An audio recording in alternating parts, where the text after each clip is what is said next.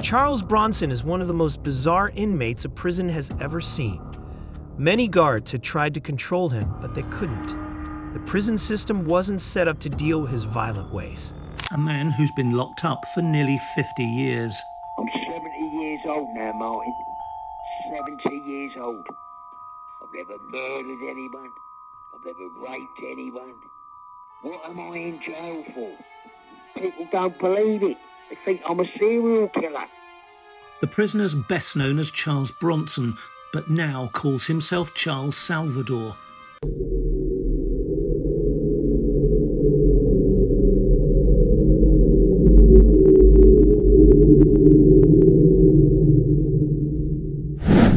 Hey guys, welcome back to Crimeco, your go-to channel for some intriguing and incredible true crime stories.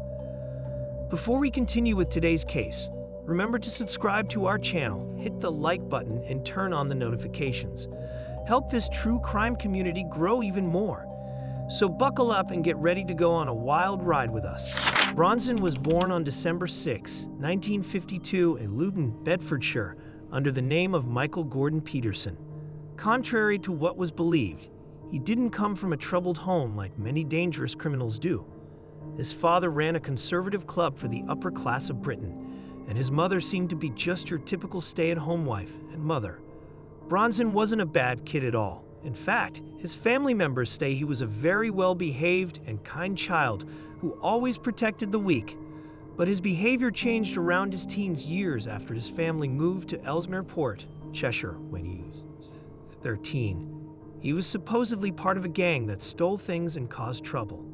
The kind, gentle boy disappeared, and his replacement found it amusing to start fights and skip school, which he had grown to hate. He eventually quit school and moved back to his hometown. He was able to get a job at Tesco, but was fired after 2 weeks for hitting his manager. After that, he had a few other jobs, but none of them lasted very long. The situation that put him in jail the first time is crazy. He got into a fight with the father of his girlfriend, which made him so angry that he went outside and smashed several parked cars.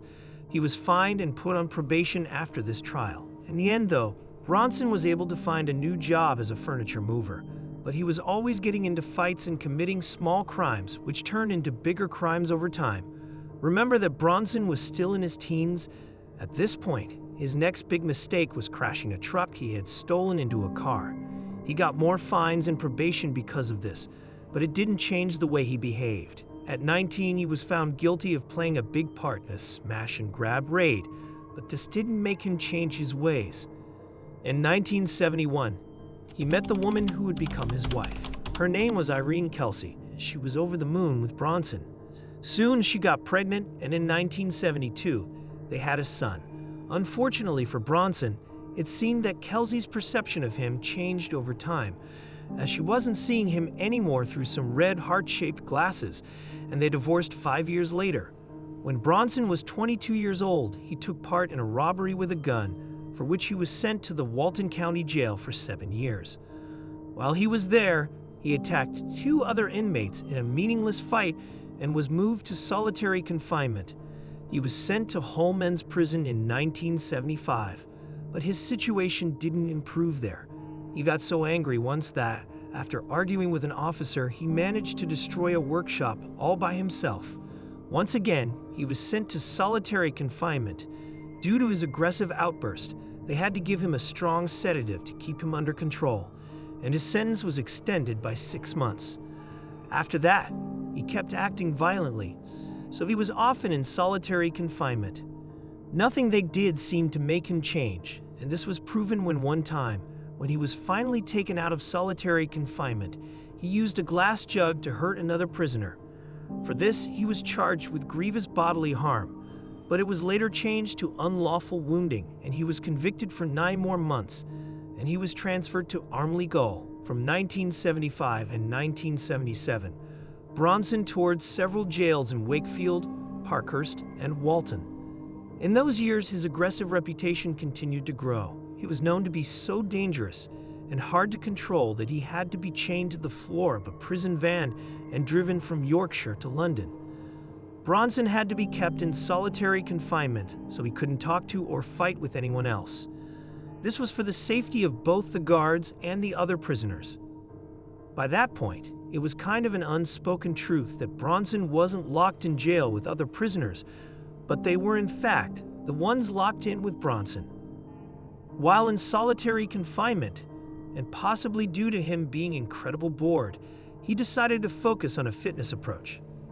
Due to this, every time he was let out, he would attack other inmates or damage prison property. He even tried to poison the prisoner in the cell next to him while he was at Wandsworth. After the poisoning event, Bronson was transferred to Parkhurst Prison, where he made friends with two very peculiar inmates. Ronald and Reginald Cray were twin brothers who looked exactly alike and were known for their involvement in organized crime, murder, armed robbery, arson, theft, rackets, and assault. Still, Bronson said that they were two of the best guys he had ever met. What were the odds of them becoming good friends? There surely must have been something special about them, since clearly Bronson hated everyone but him. Unfortunately, he had to say goodbye to his two new friends because he had threatened to kill a prison officer, so he was sent back to Wandsworth, where he was later caught trying to dig his way out of his cell. Someone else in prison must have known about his plans and told on him. For the attempt to escape, he was thrown again into solitary confinement, and once he got out, all hell broke loose. He went to look for the snitch and gave the beating of his life. At this point, the whole penitentiary system was done with Bronson. Nobody wanted him, and there was nowhere else to send him. In the end, the psychiatric wing at Parkhurst was the only place that would take him. He was sent back to prison on the Isle of Wight. And what did he do there? He used a jam jar to hurt a prisoner, and he was charged again with causing serious bodily harm. After that, he tried to take his own life, but it didn't work, so he attacked another officer. Because of this, they had to move him again. In 1978, he was sent to Broadmoor, a psychiatric hospital with very strict rules, but they couldn't handle him there either, and he was sent to Rampton Secure Hospital right away. While there, he decided to strangle John White, a murderer and child molester, but his plan didn't work, so he was sent back to Broadmoor, where he met up with one of the Cray twins again and also tried to kill inmate Gordon Robinson, but the tie he used broke and kept him from achieving his goal. Afterward, Bronson became depressed, and it was his friend, Ronnie Cray, that helped get through it. The Cray twin arranged a visit from boxer Terry Downs, and things started to get better. This encounter would make a great impact on Bronson's life and, in a way, gave him purpose. His only obstacle was the prison bars. In order to escape, he was somehow able to break out of Broadmoor and protest from the roof. In a fit of anger, he ripped off the roof tiles. He didn't succeed at first, but the second time he did this, he caused £250,000 in damage, and his family finally talked him out of it. Bronson seemed to calm down a bit when he found an interesting program in arts. Eventually, he started writing poems, short stories, and even cartoons.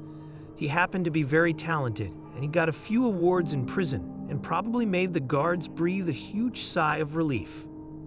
But there is always calm before the storm, and Bronson decided to hold another rooftop protest because he wanted to be moved to a different prison. However, this plan didn't work, and instead, he decided to go on a hunger strike. He went without food for 18 days and made his goal. He was taken to Ashworth Hospital in June 1984. For a while, everything was great, but then an inmate called Holly made sexual advances to Bronson, so he stabbed him with a bottle. This attack not only added 3 years to his sentence, but also put him back in jail right away. This time, he went to the Risley Ryman Center, where he was sent to isolation right away for punching another prisoner. As you can see, Bronson was a violent and difficult inmate to deal with. It really seemed like there was no prison in the world that could hold him down. Over the course of the following years, he jumped from prison to prison.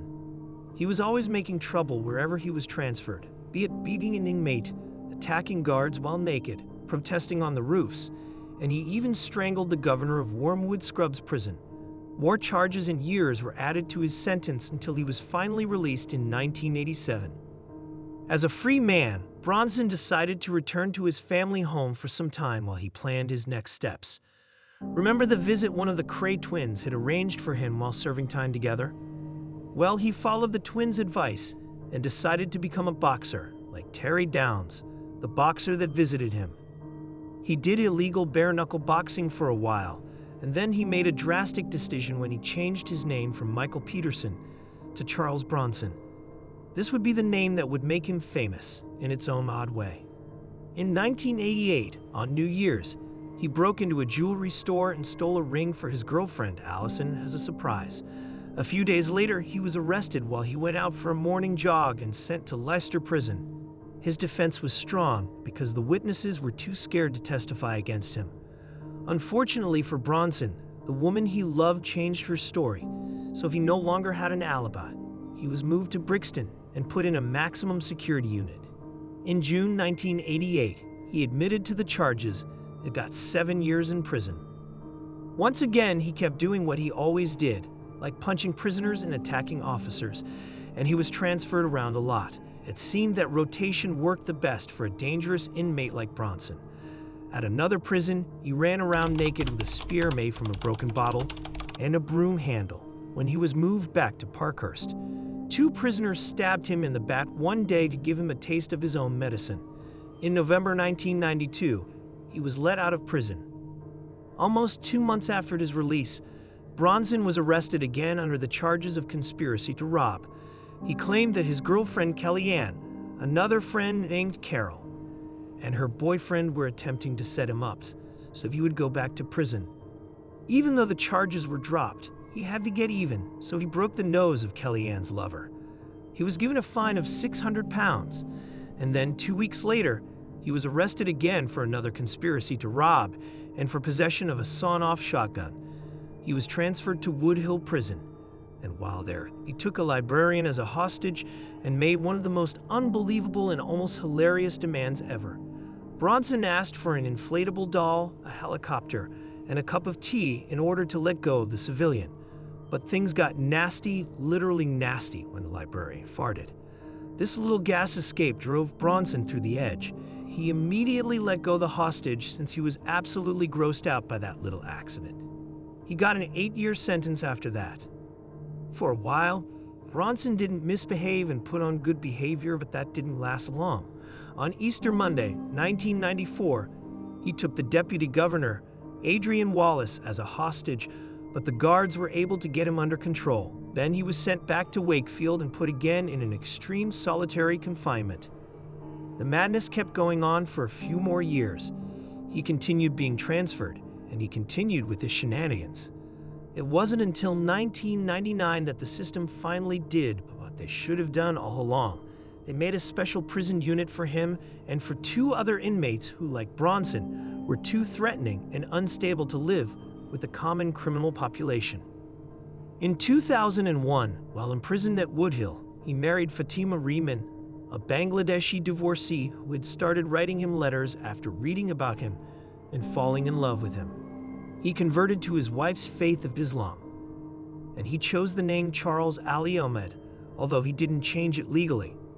Unfortunately, after 4 years, they divorced, and Bronson left Islam as well. He was sent to Wakefield High Security Prison after that. By 2014, he was again at Wood Hill, and in another fit of anger, he attacked the prison governor. Bronson stated that they were withholding his personal mail, especially letters from his mother. For this dispute, he added 2 more years to his sentence. At that point, Bronson was again focusing on his art, and he decided to change his name to Charles Salvador as a tribute to the famous artist Salvador Dali. He stated that the old me dried up. Bronson came alive in 1987. He died in 2014. In the following years, he continued making art, and then, in 2017, he asked actress Paula Williamson to marry him. She had been visiting him for a while, and soon they started a relationship. They got married in a prison chapel soon after his proposal. Sadly, their marriage was cut short when Williamson was found deceased at her home in 2019. Bronson continued to focus on his work as an artist and writer. He had several books published and has sold his art to raise money for a child with cerebral palsy. His name has become an icon all over the world, and in 2021, he was featured on the single Only Madmen Crawl at Las Vegas. In 2009, the famous actor Tom Hardy starred in a movie about Bronson's life. In March 2023, he had another parole hearing where not only a psychologist, but also guard officers stated that Bronson had improved his ways and has been in his best behavior for several years. His psychologist also suggested a prison with open conditions might be the perfect place for him. However, it was decided that Bronson was still not suitable for release. At the moment, he waits in Wood Hill for his next chance of a public parole hearing next year and keeps on working not only on his crafts, but also into becoming a better version of himself to be able to walk as a free man again. Well, folks, that's all for today. Thank you for staying all the way up to the end of this video. If you're down for this type of content, hit the like button and subscribe to our channel. We'll also love to know what you think about our content, so leave a comment and tell us all about it. See you next time.